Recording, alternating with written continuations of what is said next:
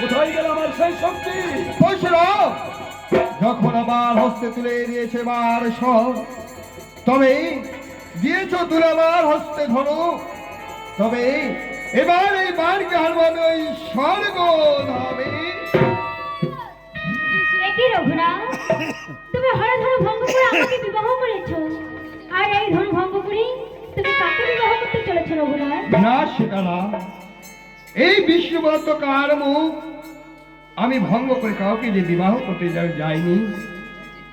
তবে শোনো, পরশুরাম আমায় বলেছে এই তার বিষ্ণুবত কার মুখ যদি আমি ধারণ করতে পারি তবে নাকি তার অন্তরে রাখবে বিশ্বাস। হয়তো সেই ধনু আমার যে বাপ হস্তে করেছিলাম আমি ধারণ, ওগো সীতা। বলে তবে রঘুনাথ, এই মুহূর্তে তুমি যাও রথের মধ্যে, আমি আসছি ওই পরশুরামের সঙ্গে বার্তালাপ করে এই রথে। বেশ রঘুনাথ।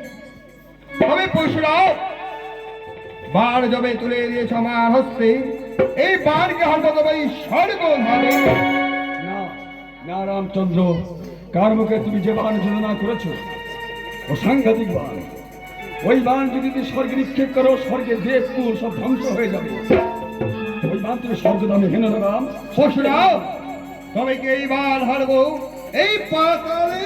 না, এ বাণ তুমি পাতালে নিক্ষেপ করলে নাগপুর সব ধ্বংস হয়ে যাবে, কেউ আর বেঁচে থাকবে না। পরশুরাম তবে এই বার হারবো এই মঠের না না রাম না, এবার মাঠের বুকে হারলে শস্য হানি দেখা দেবে জগৎ সংসারে। বিশ্বের মানব অনাহারে সব মারা যাবে, অনাচারে ব্যভিচারে দেশ সব ভরে যাবে।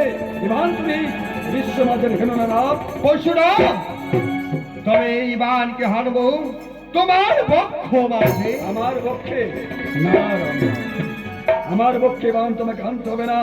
আমি তোমাকে বলে দেবো তুমি এবার কোথায় নিক্ষেপ করবে। শোনো রামচন্দ্র, প্রত্যেকটা মানুষের জীবনের হচ্ছে দুটি পথ, একটা স্বর্গপথ আর একটা তপস্যার পথ। আমি তিল তিল সাধন